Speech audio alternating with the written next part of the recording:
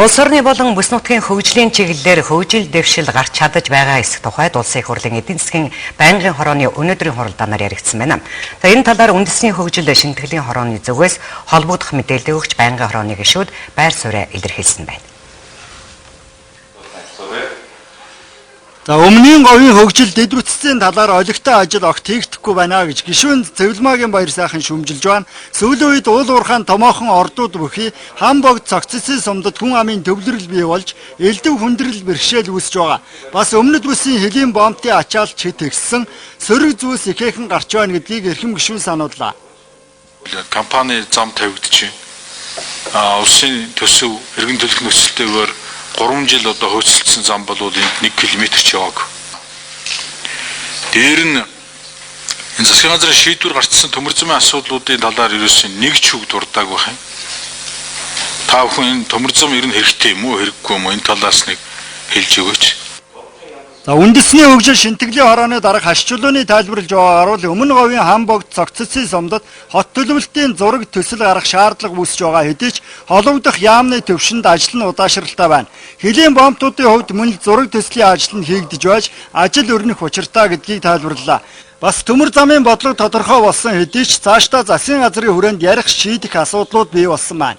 Төмөр зам дээр бол ялангуяа гашуун сухайд шивээ хөрөнгийн гашуун сухайдын 5 толгой төмөр замын асуудал бол их чухал байгаа гэж бид нар бол үзэж байгаа. Ийм учраас бол энэ жилийн үндсэн чиглэлийн төсөлд бол оруулж засгийн газарт бол өргөн барьж байгаа холбогдох байгууллагатай нь бол бас энэ талаар бол одоо ингээд засгийн газрын хуралдаан дээр бол энэ асуудал ярилцах болов уу гэж бодож байна.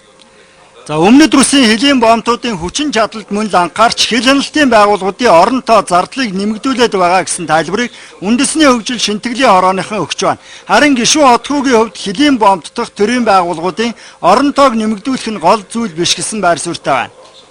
Мэргэжлийн хяналт одоо 20 зайр одоо нөгөө төмөр зам нь нөгөө гайл нь одоо байцааны нэвтрүүлэх нэгэд энэ байгууллагууд хоорондоо ямар ч уялдаа холбоо байхгүй байгаа.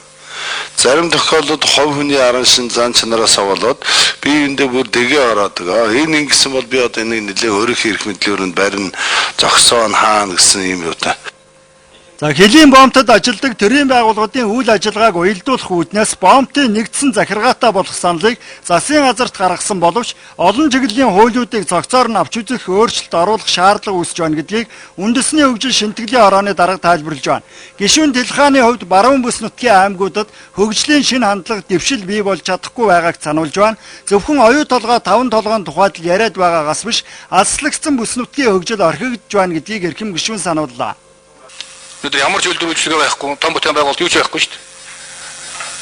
Бас гэдэг баахан одоо хашгирсан юу ч байхгүй 17 жил ингээд ганцхан Монголоос үйтмэдэд нэг лиценз өгчгээд өндөгөө дасан дахиад авч чадахгүй хөөжсэн газар.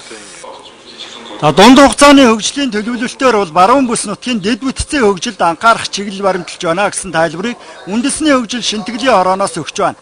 Харин асхтын мөнгөний ордыг ашиглагтай холбогдсон асуудлаар ахиц гараагүй байна. Цаашдаа бүсчилсэн хөгжлийн бодлогод өөрчлөлт оруулах, шинчлэх ёстой гэсэн чиглэлийг засгийн газар баримталж